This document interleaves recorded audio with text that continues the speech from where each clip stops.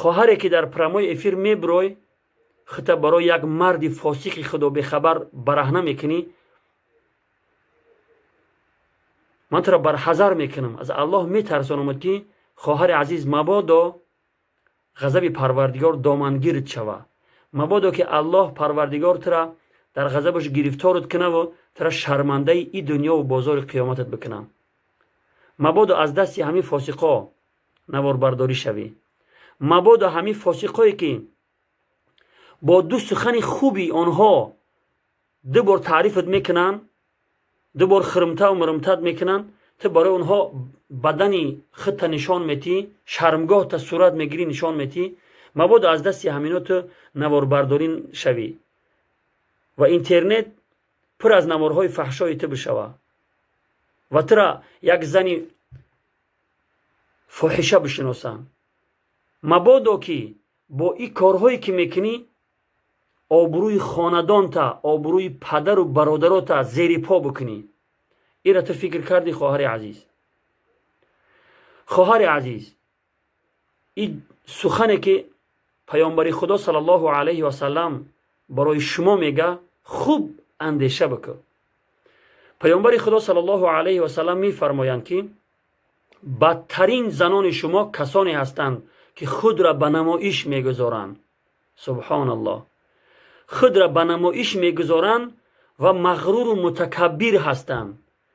اینها منافق هستند که از اینها داخل جنت نمی شود مگر عدد خیلی اندک. روایت طبرانی. خواهر عزیز، این صفت هایی که پیامبر خدا صلی الله علیه و سلم بیان میکنه که داخل جنت نمی شوند این خیل زنها، در همین تو دیده می شود. خوب اندیشه بکن خواهر عزیز.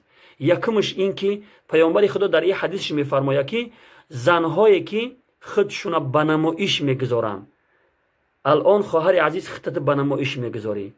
دومش مغرور و متکبر هستن. خودت مغرور و متکبر هستی که وقتی که برای شما نصیحت کرده شوه شما چی میگی؟ رو خواهر خودت نصیحت کن. با من چی کار داری؟ گوری تو جدا و گوری من جدا میگی. این علامت مغرور و متکبری است.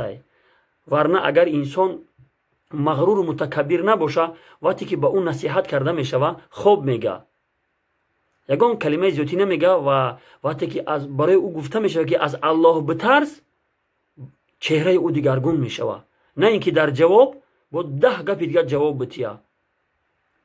بزرگان میگن که وقتی که برای یک انسان گفته شوه که از الله بترس، وقتی که او چهرهش متغیر نشید، یعنی که برای او یگان تأثیری نکرد، پس شما بدونه که قلبی او از سنگ شدگی است. قلبی او سخت شدگی، دیگه سخن حق او نمیشنوه دیگه. سیوم صفتش که منافق هستن. منافقی ایه که دو چهره دارن. یک چهره شما بیرون از اینترنت هسته، دوم چهره شما در اینترنت هسته. این را منافقی میگن. خواهرایش عزیز، این منافقی در شما وجود داره. یک چهره شما در بیرون از اینترنت ای هسته که شما یک زنی پاکدامن، یک زنی خوب و صالحه خودتون جلوه میتیه در بیرون از اینترنت. وقتی که در اینترنت داخل میشوه، در پنهانی، در درون خانه، ایما واتساپ وایبر را هوی میکنه، شبکه های اجتماعی را هوی میکنه، یک چهره دیگر داره در اینجا. سبحان الله.